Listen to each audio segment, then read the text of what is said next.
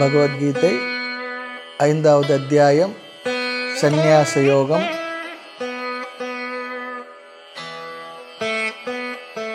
பன்னிரெண்டாவது வகுப்பு 17வது ஸ்லோகம். தத்புத்தயஸ்ததாத்மானஹ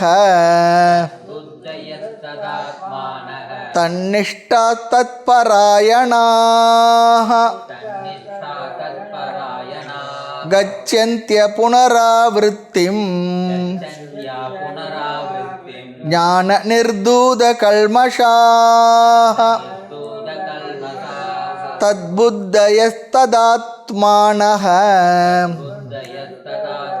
தன்னிஷ்டா தத்பராயணாஹ கச்சந்த்ய புனராவிருத்திம் ஞான நிர்தூத கல்மஷாஹ. ரெண்டு முக்கியமான விஷயங்களை பேசுகின்றார் என்று பார்த்தோம் இந்த ஸ்லோகத்தில். இங்கு நம்முடைய மனதிற்குள் வருகின்ற பரிபாகம், ஞானம் நம்முடைய மனதில் தோன்றியவுடன், நான் என்றுமுள்ள நித்தியமான ஆனந்த ஆத்மா என்ற அறிவு தோன்றியவுடன் மனதில் வருகின்ற அந்த மாற்றங்கள், அப்படி மாற்றங்களை அடைந்து பலனை நமக்கு அது தருகின்றது என்ற படியை இங்கு முதலில் சொல்லுகின்றார். என்னென்ன சாதனங்களை நாம் செய்து இந்த ஞானத்தை பெற்ற பிறகு நம் மனதில் வருகின்ற பரிபாகங்கள். இரண்டாவது, விதேக முக்தியை பலனாக பேசுகின்றார் என்று பார்த்தோம். அதில் 4 வார்த்தைகளை முக்கியமாக உபயோகித்தார். புத்தயக, புத்தியா, தன்னிஷ்டா, ததாத்மானக. இந்த 3 வார்த்தையோட அர்த்தத்தை நாம் முறையாக பார்த்திருக்கின்றோம். 4வது வார்த்தையாகிய, 4வது படியாகிய தத்பராயணாக. தத்பராயணாக என்றால், தத் என்றால் பிரம்ம ஏவ பரமாக, அந்த பிரம்மத்தையே லட்சியமாக கொண்டவர்கள். மேலான அயனம் கதி, அந்த பிரம்மத்தையே மேலான கதியாக கொண்டவர்கள், அதையே புருஷார்த்தமாக தங்களால் அடையப்பட வேண்டியதாக கருதியவர்கள், வாழ்க்கையையே அதற்காக அர்ப்பணித்தவர்கள், அதை அடைந்து ஆனந்தத்தை அடைந்தவர்கள். எந்த ஒரு வெளிப்பொருளுமின்றி தன்னிடத்திலே தானாக தன்னை உண்மையாக சாதித்து அல்லது அதிலேயே நின்று சுகித்திருப்பவர்கள், சுகமாக இருப்பவர்கள். இது கடைசியாக சொல்லுகின்ற சொல். இதுவும் கடைசி படி. இது ஞான நிஷ்டையினுடைய பலன் என்று பார்க்கின்றோம். தன்னிடத்திலேயே தான் இருத்தல். ஞானிக்கு, ஞான நிஷ்டை அடைந்த ஒரு ஞானிக்கு எதுவுமே அவசியம் இல்லாத அளவிற்கு தன்னுடைய வாழ்க்கையை வைத்திருக்கின்றார். அவருக்கு அவருடைய உடலும் மனமும் புத்தியும் கூட அவசியமில்லை. உடம்பும் மிகை சொல்கிறது போல அது கூட அவர் சார்ந்திருக்கவில்லை. தன்னிலே தானாக கனிந்து அவிழ்ந்து சுக சமாதியாய் பொன்னிலே பனி போலும் மாயை தரும் மனமே உன் புரைகள் தீர்ந்தால், அது ஒரு கோணத்தில் தாய்மன்ற சொல். தன்னிலே தானாக ஆனந்தித்து இருப்பது. இப்படிப்பட்டவர்கள் என்ன பலனை அடைகின்றார்கள்? 2வது வரியில் அதை சொல்லுகின்றார். முதலில் ஞானியுடைய மனதில் நடக்கின்ற பரிபாகத்தினை சொன்னார். ஆமாம், மனதில் இந்த ஞானம் சென்றவுடன் மனதில் ஏற்படுகின்ற மாற்றங்கள். நாம் உணவை சாப்பிட்ட பிறகு நம்மை அறியாமல் நம்முடைய உடலிலே இந்த உணவு சென்று அது ஜீரணமாகி அது ஒரு மாற்றத்தை அடைகின்றது. அதுபோல ஞானம் உள்ளே சென்ற பின் என்ன ஞானம்? மகா வாக்கியம், தத்துவமசி குருநாதர் உபதேசித்துக்கிட்டார். அந்த அறிவு நம்முடைய மனதில் சென்ற பிறகு புத்தியில் என்னென்ன மாற்றம், அதனால் மனதில் என்னென்ன மாற்றங்கள் நிகழ்கின்றது, அதை பலபடியாக நிகழ்வதாக இங்கு நாம் பார்க்கின்றோம். அதைத்தான், அப்படிப்பட்ட மாற்றத்தை தான் ஞான பரிபாகம். தத்பராயணாக என்பதில் ஆத்மா ராமா என்பதையே பொருளாக கூறுகின்றார் ஆதிசங்கரரும் கூட. கடைசி படியை எடுத்துக்கொள்கின்றார் இங்கு பகவான். தன்னிடத்திலே தான் இருத்தல், இருந்து பழகுதல். தன்னிடத்திலே தான் இருந்து பழகுதல். நிறைய பேர் தன்னிடத்திலே தான் இருக்க முடியறதில்லை. அப்படின்னும் போது நம்மளை மற்றவங்க வச்சுக்கிட்டு இருக்கிறது பெரிய விஷயந்தான். நான் என்னிடத்தில் இருக்க முடியல, என்னிடத்தில் நிறைய கான்ட்ரடிக்ஷன், முரண்பாடுகள், நம் மனசே நம்ம நொந்து கொள்கின்றோம். இங்கே தன்னிடத்திலே தான் இருந்து பழகுதல், முரண்பாடு இல்லாமல். அப்படி தன்னிடத்திலே தான் இருந்து பழகுதல் என்பது, தன்னிடத்தில் தான் இருப்பது எவ்வளோ தூரத்தில் இருக்குது? இப்போ நம்மையே நாம் அடையிறதுக்கு பயண தூரம் என்ன? தூரமே இல்லை. ஆனால் நமக்கு தூரமாக தெரியுது. ஐயே மெத்த கடினம், பொய்யாத பொன்னம்பள தையா இருக்குமிடம். அது தெரிந்து கொள்வதற்கு ஐயே மெத்த கடினம். யாருக்கு? பக்குவம் இல்லாதவர்களுக்கு. பக்குவம் உள்ளவர்களுக்கு ஐயே மெத்த சுலபம். ஏன் நமக்கு தூரமாக தெரியுது சொன்னால், நம்மிடத்தில் நாம் இருக்க முடியவில்லை. மன பரிபாகம், பக்குவம், விவேக வைராகியம் வரலை. அதனால் நாம் என்ன பண்ணுறோம்? எங்கேயோ நம்மை விட்டு நாம் ஓடிக்கொண்டே இருக்கின்றோம். சரி, எதுவரை திருப்தியாக தன்னிடத்திலே தான் இருப்பான் இந்த ஞானி ஞானநிஷ்டன்? பிராரப்தம் முடியும் வரை. இல்லை முந்தி என்னிடத்தில் நான் இருந்தேன், இப்போ என்னிடத்தில் நான் இல்லை, அப்படிலாம் இல்லை. பிராரப்தம் முடியும் வரை நிறைவாக தன்னிடத்திலே தான் அமைதியாக ஆனந்தித்து இருந்து கொண்டு இருப்பான். ரொம்ப அழகான வார்த்தைகள், லட்சணங்கள். நமக்கு நாம் இருக்க வேண்டிய ஸ்திதி இதுதான். பிராரப்தாய சமர்ப்பிதம். சரி, பிராரப்தத்தின் முடிவில் என்ன ஆகும்? அந்த கடைசி மூச்சுக்காக காத்து கொண்டிருக்கின்றான். பிறகு இறந்த பிறகு என்ன ஆவான்? மீண்டும் பிறவாத பெருநிலையை அவன் அடைவான். பிறவாத இன்ப அன்பு வேண்டி மீண்டும் வேண்டுகின்றார். ரொம்ப அழகாக சொல்கிறார். இரவாத இன்ப அன்பு பிறவாமை வேண்டும் ஐயனே. காரைக்காலமையார், பிறவாமை வேண்டும். பிறந்தால் உன்னை மறவாமை வேண்டும் என்று உன் திருவடியில் உன்னுடைய ஆனந்த கூத்தினை பார்த்து ஆனந்தித்து இருக்க வேண்டும். அதுபோல இங்கு கச்சந்தி சொல்லி சொன்ன அடைகின்றான். இப்படிப்பட்ட ஞானிகள் பிராரப்த அவசானே, பிராரப்தம் முடித்த பிறகு அல்லது பிராரப்தம் முடியும் பொழுது அடைகிறார்கள். எதை? அப்புனராவிருத்திம், திரும்பி வராத பெருநிலை அடைகின்றார்கள். அப்படின்னு என்ன? மீண்டும் மீண்டும் இந்த உடலிலே மீண்டும் பிறப்பதில்லை. புனராவிருத்திம் என்றால் திரும்பி வருதல். இங்கு அப்புனராவிருத்திம் சொல்லி சொன்னா திரும்பி வருவதில்லை. எதை அடைந்து? எத்கத்வான நிவர்த்தந்து. ஆமாம், எத்கத்வா, எதை அடைந்து நான் நிவர்த்தந்து திரும்புவதில்லையோ, எதை அடைந்து திரும்புவதில்லை? பிரம்மஸ்வரூபத்தை அறிந்து அப்புனராவிருத்திம், ஜென்ம சம்பந்தம் மற்றவர்களாக இருக்கின்றார். ஜென்ம சம்பந்தம்னா இந்த உடலை மீண்டும் எடுப்பதில்லை. அதுதான் இங்கே ஜென்ம சம்பந்தம், உடல் சம்பந்தம் தான். ஷரீர சம்பந்த ரஹிதக. கடைசி சொல் பாருங்க, ஞானியை குறிக்கின்ற சொல். ஞான நிர்தூத கல்மஷாக. கல்மஷம் சொல்லி சொன்ன அஜ்ஞானம் அல்லது அழுக்கு, அறியாமை. வேதாந்தத்தில் பெரிய அழுக்கு அறியாமை தான் சொல்லுவாங்க. ஆக நிர்தூதம் சொல்லி சொன்ன நீக்கியவர்கள், உதறி தள்ளியவர்கள். எப்படி அறியாமையை நீக்கி அல்லது அறியாமை உதறி தள்ளினார்கள்? ஞானேன, அறிவினால், ஞானத்தினால். அந்த ஞானத்தினால் மீண்டும் பிறவி எடுக்காத பெருநிலையை அடைந்தார்கள், திரும்பி வராத நிலையை அடைந்தார்கள். கல்மஷம் சொல்லி சொன்னால் சங்கரர் லட்சணம் தருகின்றார். பாபாதி சம்சார காரண தோஷக கல்மஷக. பாபம் முதலிய சம்சார காரணமான தோஷங்கள், குறைகள், குற்றங்கள், அவைகளை நீக்கியவர்கள். இங்கு எது பாபம் சொல்லி சொன்னால் அறியாமை முதலிய பாபங்கள். ஆமாம், அறியாமை தான் பாபங்கள் வருவதற்கு காரணமாக இருக்கின்றது. அதுவே சரீர சம்பந்தத்துக்கும் காரணமாக இருக்கின்றது. அப்படிப்பட்ட பாபத்தை, அறியாமையை ஞானத்தினால் நீக்கியவர்கள். ஆக அறியாமையினுடைய விளைவாகிய மோகத்தால் செய்த பாப புண்ணியத்தை நீக்கியவர்கள், பிரம்மத்திலேயே நிலை பெற்றவர்கள். ஆக 4 வார்த்தை சொல்லியிருக்கார். தத்புத்தய, பிரம்மத்திலேயே புத்தியை வைத்தவர்கள், எப்பொழுதும் அந்த பிரம்மமாக தன்னை உணர்ந்து அந்த அறிவிலேயே நிலைத்திருப்பவர்கள். தன்னிஷ்டாக, பிரம்மத்திலேயே நிலை பெற்றவர்கள். ததாத்மானக, மனதை அனாத்மாவிலிருந்து எடுத்து ஆத்மாவிலேயே வைத்தவர்கள். தத்பராயணாக, பிரம்மத்தையே கதியாக கொண்டவர்கள், அதையே லட்சியமாக கொண்டவர்கள், அதற்காக தன்னுடைய வாழ்க்கையை அர்ப்பணித்தவர்கள். இப்படி இருந்து அப்புனராவிருத்திம் கச்சந்தி, மீண்டும் அவர்கள் இந்த ஜென்ம சம்பந்தத்துக்குள் வருவதில்லை. மீண்டும் ஒரு பிறவி எடுப்பதில்லை. இன்னொரு அம்மா வயிற்றில் இன்னும் பிறக்கிறதில்லை. எத்தனையோ பிறவி, எத்தனை தாய்மார் நம்மை பெற்று இந்த உலகத்திற்கு கொடுத்திருக்கிறார்கள். மீண்டும் ஒரு தாயுடைய கர்ப்பத்திற்கு வராத ஒரு பெருநிலை.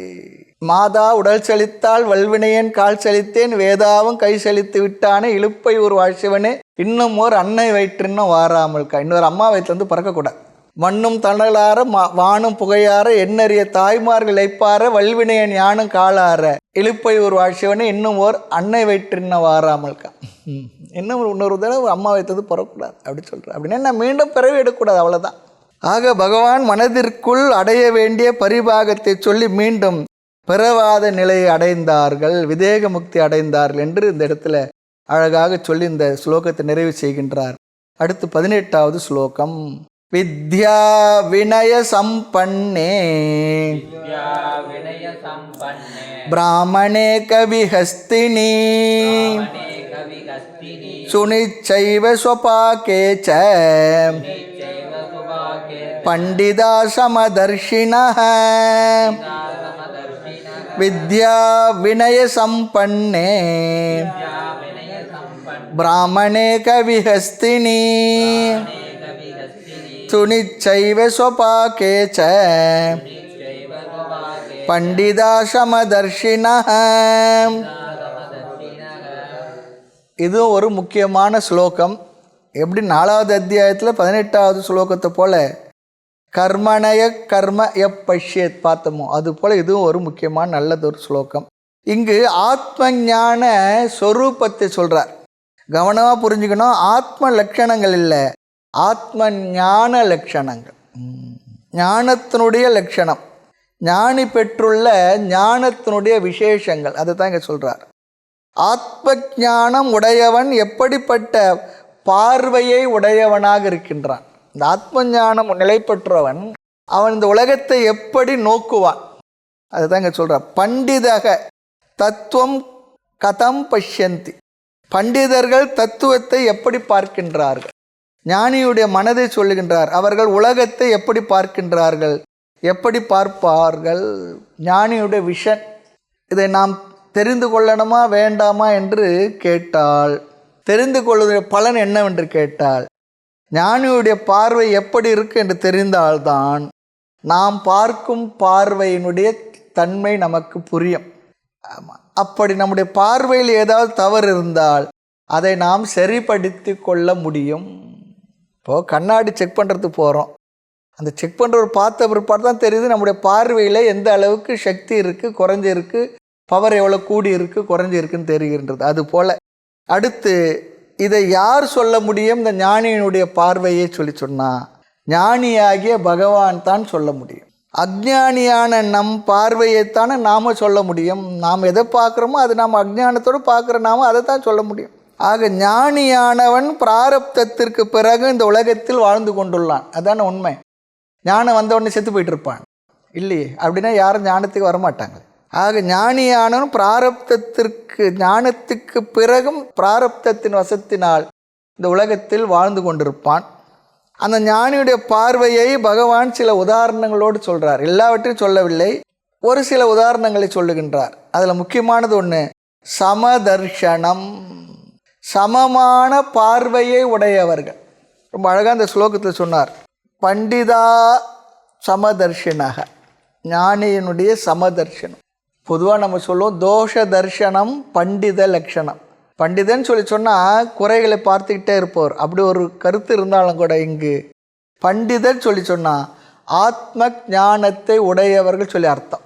ஆமாம், 2வது அத்தியாயத்தில் சொன்னது போல் பண்டா சொன்னால் பண்டா அஸ்ய அஸ்தி இதி பண்டிதாக, ஆத்ம ஞானத்தை உடையவர்கள் சொல்லி அர்த்தம். நார்த்தெல்லாம் சொல்லுவாங்க, பண்டா சொல்கிறாங்க பாருங்கள். அங்கே நமக்கு அந்த வைதிக காரியங்களை செய்து வைப்பவர் அப்படி ஒரு அர்த்தம் இருக்காங்க. இங்கு ஆத்ம ஞானத்தை உடையவர் சொல்லி அர்த்தம். இந்த வஸ்து பண்டார் சொல்லுவாங்க. ஆமாம், பண்டார சந்நிதிகள் அப்படி இருக்குது, பண்டார சாத்திரங்கள் சொல்லியிருக்கு. ஞான பண்டாரம் எடுத்து வழங்குகின்றார் வம்மின் உலகியலே அப்படி சொல்கிற ஒரு அர்த்தம் இருக்குது. அந்த வார்த்தைகள்லாம் என்னென்னா ஞானத்தை உடையவர் சொல்லி அர்த்தத்தில் சொல்லியிருக்கிறார். பண்டாரம் சொன்னால் ஞானத்தை உடையவன் சொல்லி அர்த்தம். தமிழ்நாட்டில் அது ஒரு கேலிக்குரிய ஒரு வார்த்தையாக பண்டாரம் பரதேசி இல்லை கேவலமாக சொல்கிற வார்த்தையாக இருக்குது. அப்படிலாம் இல்லை. நம்ம பண்டார சந்நிதிகள் பேர் கூட சுவாமிகள் பேரில் பரதேசின்னு போட்டுக்குவாங்க. ஆமாம், அதில் நல்ல உயர்ந்த அர்த்தத்தை தருகின்ற சொற்கள். அதை நம்ம கேவலப்படுத்தி வச்சுருக்கிறோம் அந்த வார்த்தைகளை எல்லாம். ஆக பண்டா சொன்னால் ஞானத்தை உடையவன் சொல்லி அர்த்தம். மற்றவர்கள் விஷமதர்ஷிகள், சமமில்லாத பார்வையை உடையவர்கள், சமமில்லாத தரிசனம் உடையவர்கள். இந்த கருத்து பல நேரத்தில் பலராலும் தவறாக புரிந்து கொள்ளப்பட்ட ஒரு கருத்து. முந்திலாம் சமமாக பார்த்தேன், இப்போலாம் பார்க்குறத விட்டுட்டேன், அப்படிலாம் இல்லை, அந்த அர்த்தத்தில் இல்லை. அதுக்காக நம்ம இடத்துல பணி செய்யக்கூடிய பணியாளர்கள் மற்றவர்களிடத்துல சமமான பார்வையோடு இரு அந்த அர்த்தமானா அப்படியும் இல்லை. வேறுபாடு இல்லாமல் பார்க்கலாமான்னா அந்த அர்த்தத்துலையும் இங்கே சொல்லலை. கருப்பு சிவப்பு வேறுபாடு இல்லாமல் உன் கண்ணுக்கு தெரியும் அந்த அர்த்தத்துலையும் சொல்லலை. கருப்பு சிவப்பு வேறுபாடு தெரியலன்னா கண் டாக்டர்கிட்ட போனோம். ஆக கண் சமமாக பார்க்கும் என்று பகவான் இங்கே சொல்லவில்லை. நாம் பார்க்கின்ற பொருள்கள் சமமாக ட்ரீட் பண்ணணும் அப்படின்னு சொல்லலை. வெள்ளி, செம்பு, இரும்பு, தங்கம் இதெல்லாம் சமமாக தெரியும் அப்படின்னு சொல்லலை. எவ்வளோ விலை கொடுத்து வாங்கினாலும் அதை என்ன பண்ணுவோம், ஒரு பொருளை வாங்குகிறோம், தங்கத்தை வாங்கினா பீரோவில் வைப்போம், வெள்ளியை வாங்கினா ஒரு இடத்துல வைப்போம், செம்பு பாத்திரம் ஒரு இடத்துல வைப்போம், செருப்பை என்ன பண்ணுவோம் தலைமையில் வச்சுக்கிட்டு தூக்கிட்டு போவோம். அது எங்கே வைக்கணுமோ அங்கே தான் வைப்போம். அதுபோல் ஒவ்வொரு பொருளுக்கும் ஒவ்வொரு விஷயத்தையும் எங்கே வைக்கணும் விவகாரத்தை அங்கங்கே தான் வச்சு பழகும். அதுதான் சரி, அதுதான் முறை. அந்த அர்த்தத்தில் இங்கே பகவான் சொல்லலை.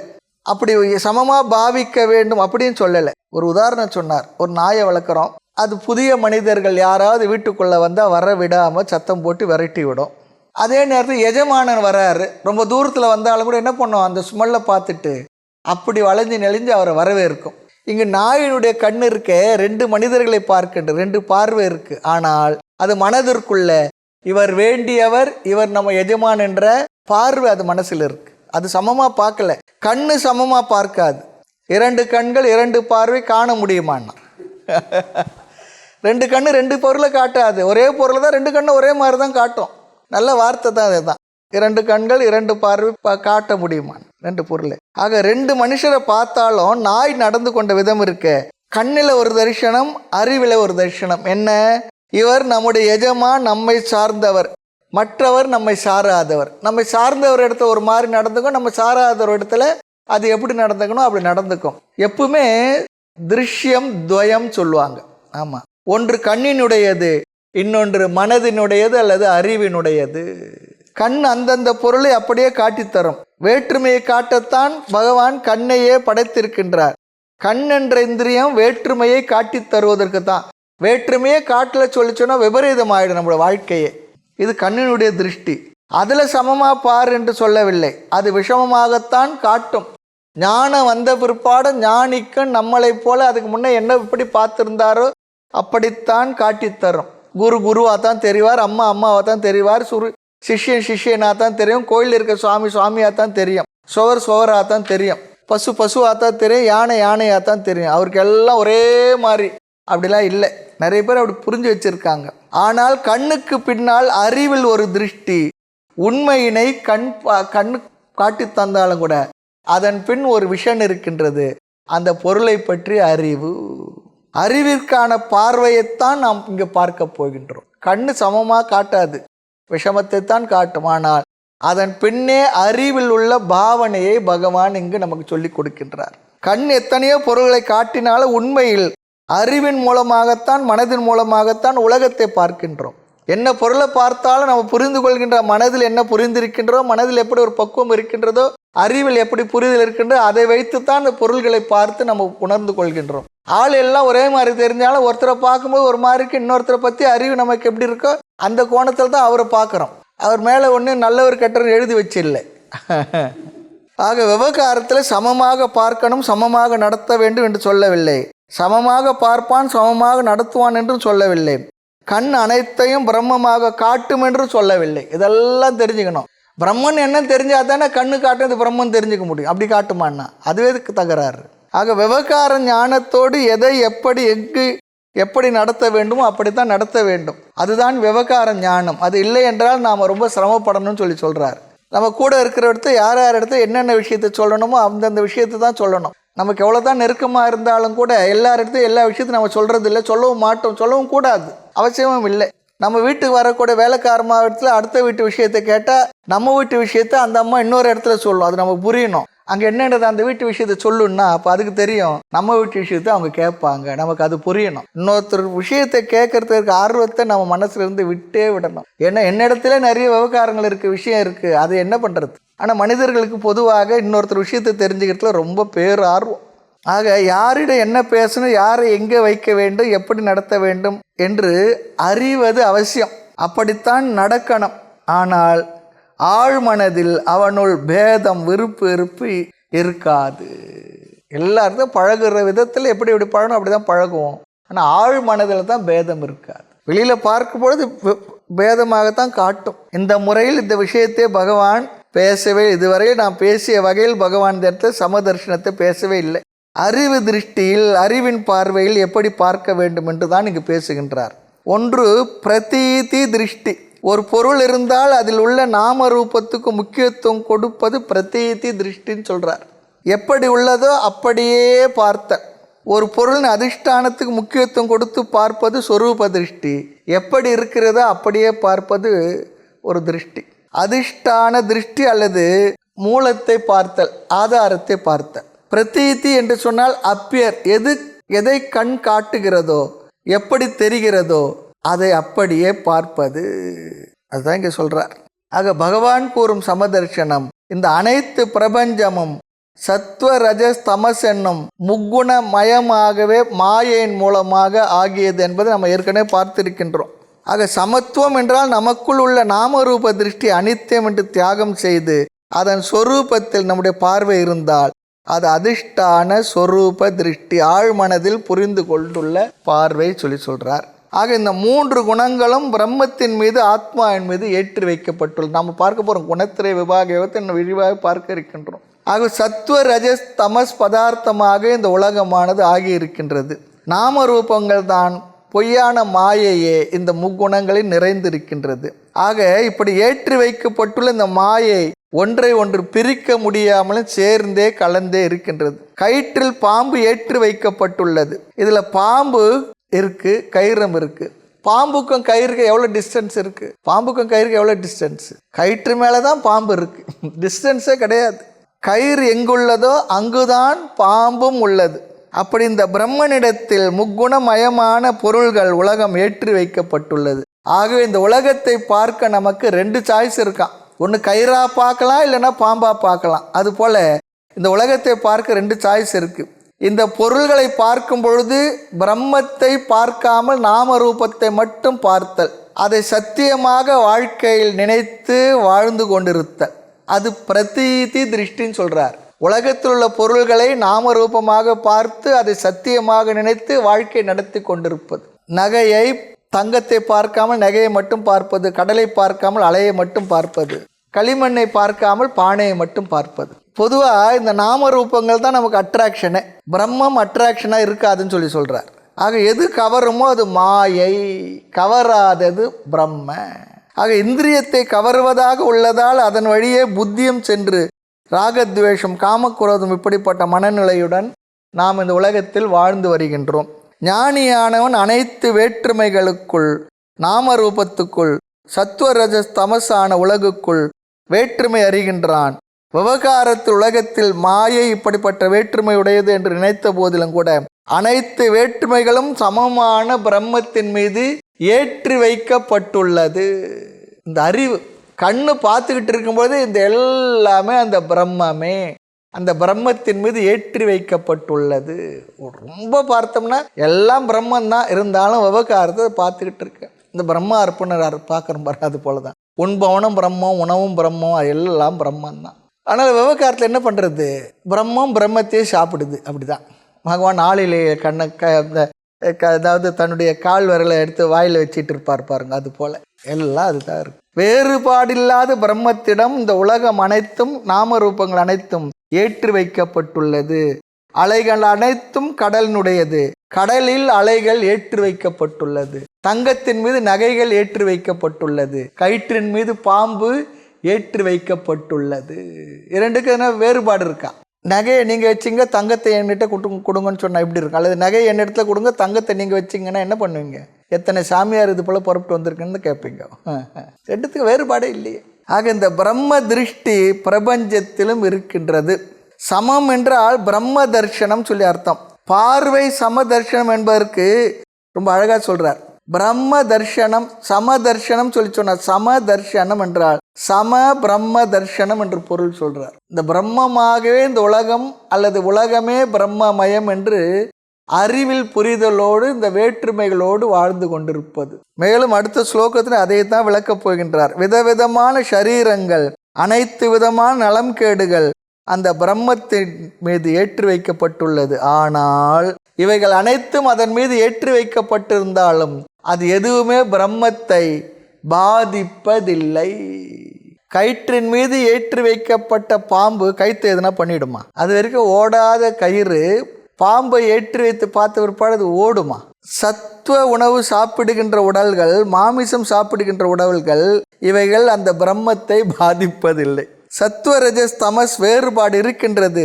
இந்த மூன்றும் பிரம்மத்தின் மீது ஏற்றி வைக்கப்பட்டு குணங்களோடு கூடிய மாயையாகிய, மாயையினால் ஆகிய, மாயையின் விகாரமாகிய இந்த அனைத்து பிரபஞ்சமும் அந்த மாறாத பிரம்மத்தின் மீது ஏற்றி வைக்கப்பட்டுள்ளது. ஆக அதிஷ்டானம் பிரம்மமே என்று இவைகளுக்குள் சமமான பிரம்மத்தை பார்ப்பது சமதர்சனம். மறுபடியும் பாருங்க, அதிஷ்டானம் ஆதாரம் பிரம்மமே என்று இவைகளுக்குள் சமமான பிரம்மத்தை பார்ப்பது சமதர்சனம். இந்த சமதர்சனத்தினுடைய பலன் என்ன? பிரம்ம தர்சனம் தான் சமதர்சனத்தினுடைய பலன்.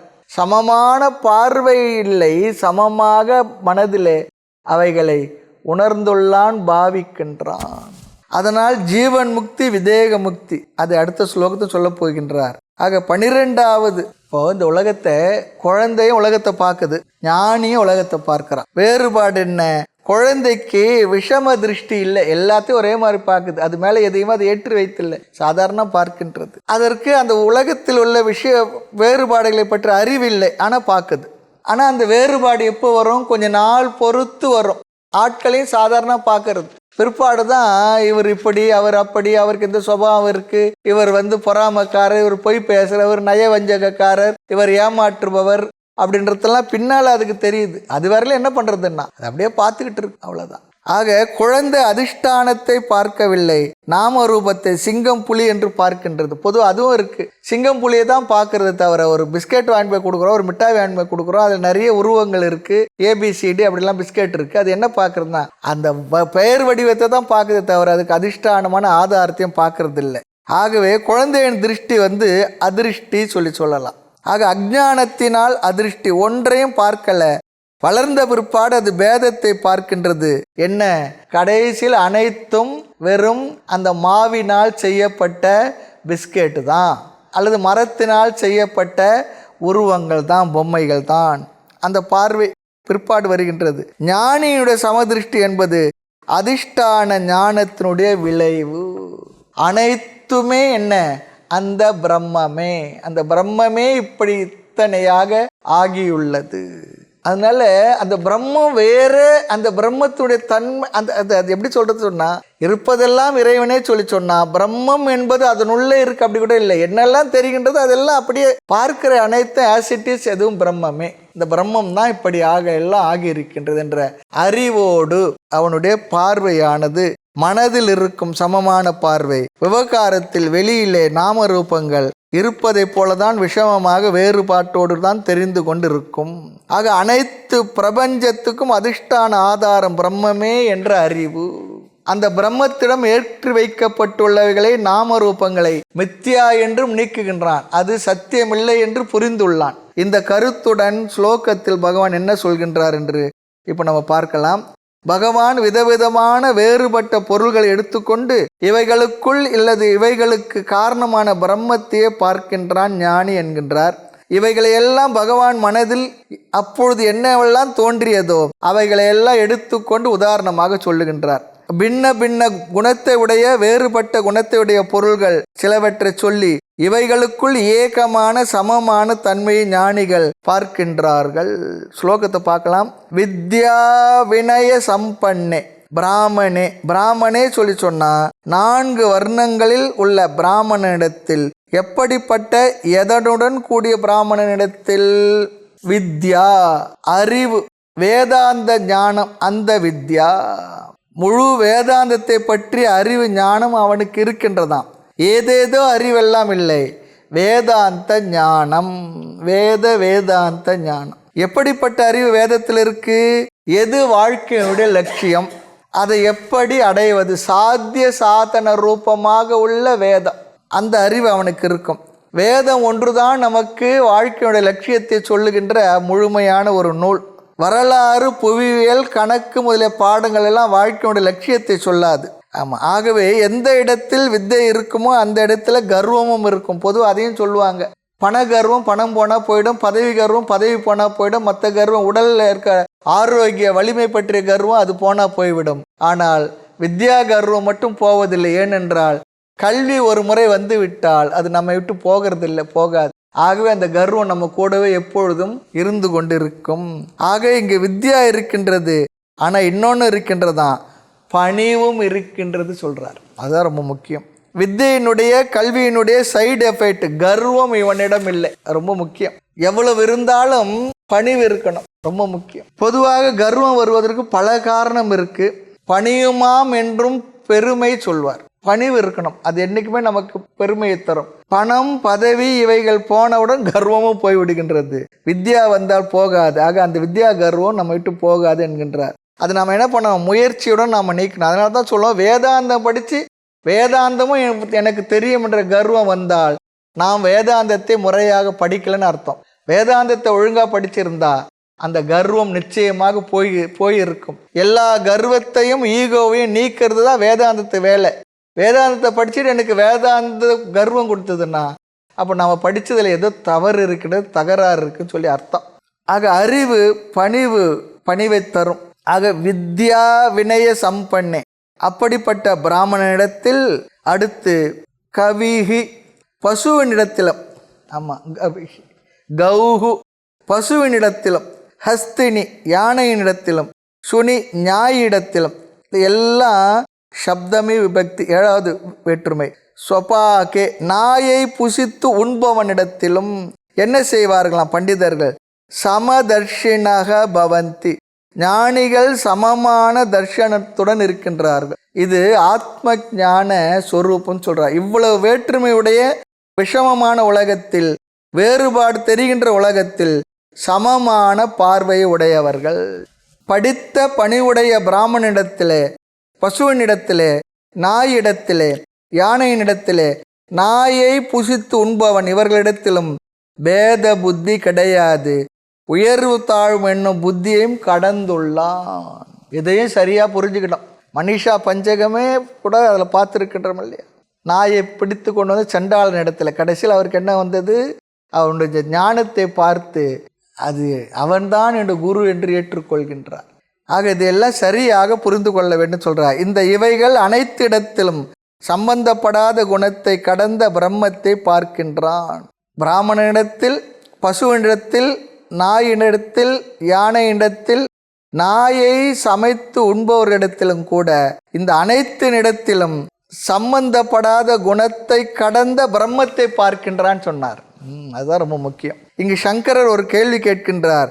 4 வேதம் படித்தவன், 1 வேதம் படித்தவன் இப்படியெல்லாம் இருக்கின்றார்கள் என்றால் அவர்களை அதிக படித்தவனை அதிகமான விசேஷமாக நடத்த வேண்டும், இல்லை என்றால் தோஷம் வரும் என்று சொல்கிறது கர்மகாண்டம். அதிகம் படித்தவங்களை அதிகமாக கௌரவிக்கணும் அப்படிலாம் இருக்கின்றது.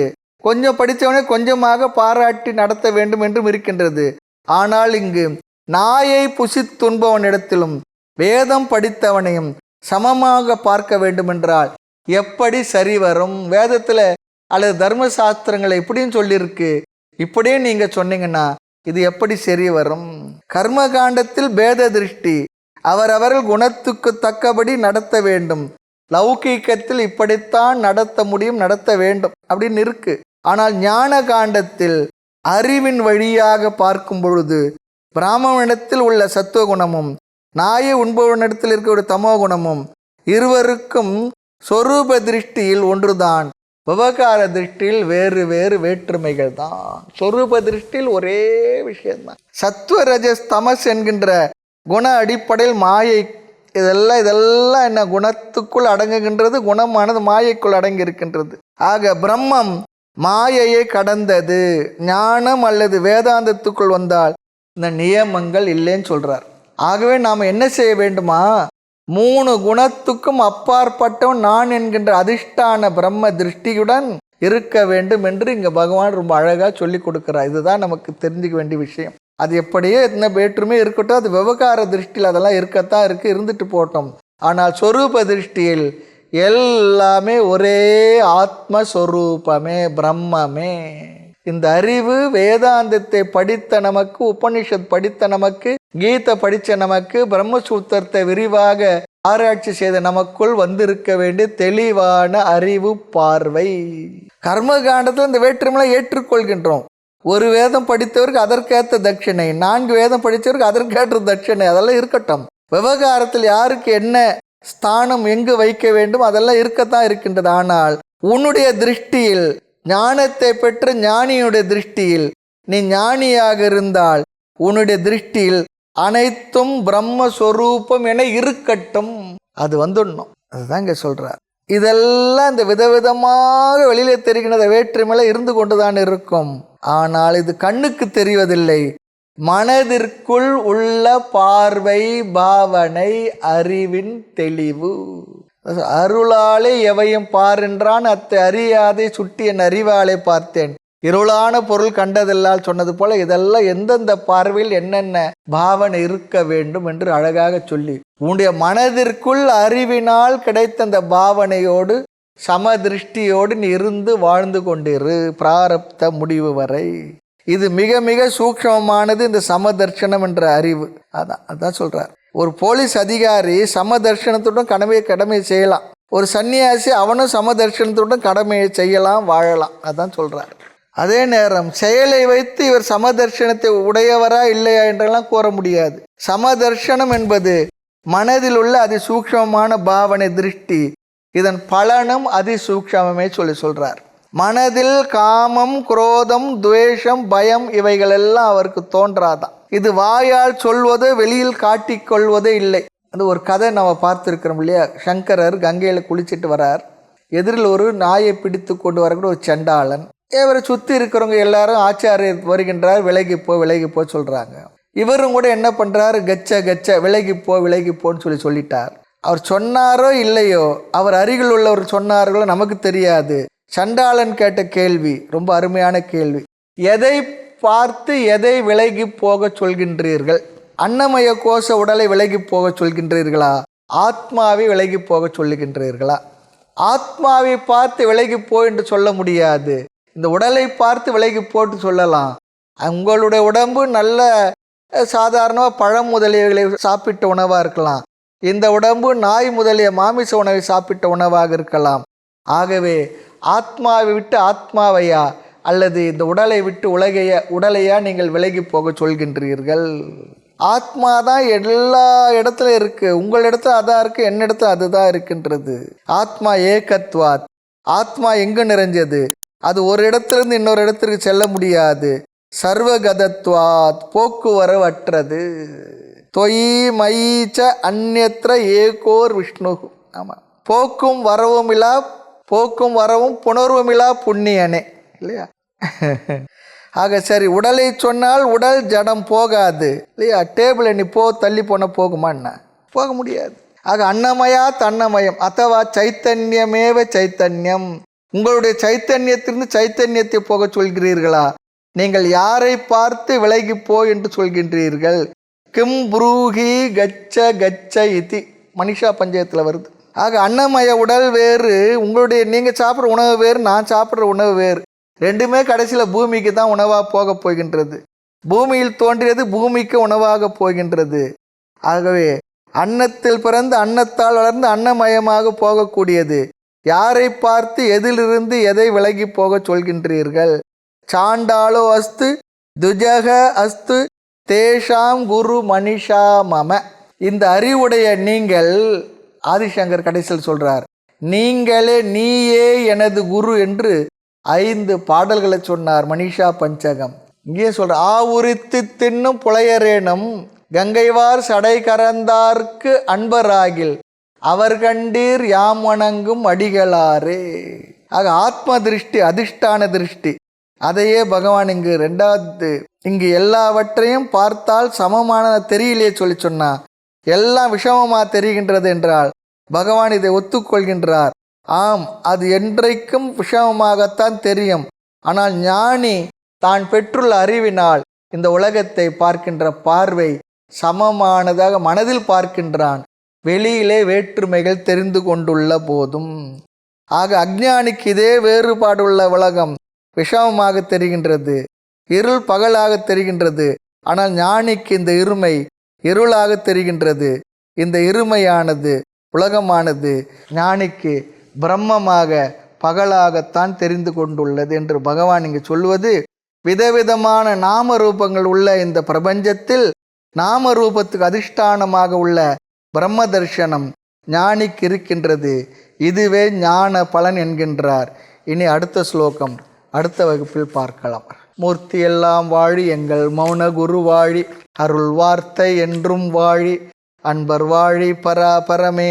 ஓம் பூர்ணமத பூர்ணமிதம் பூர்ணாத் பூர்ணமுதச்யதே பூர்ணஸ்ய பூர்ணமாதாய பூர்ணமேவாவசிஷ்யதே. ஓம் சாந்தி சாந்தி சாந்தி. ஹரி ஓம் ஸ்ரீ குருப்யோ நமः. ஹரி ஓம்.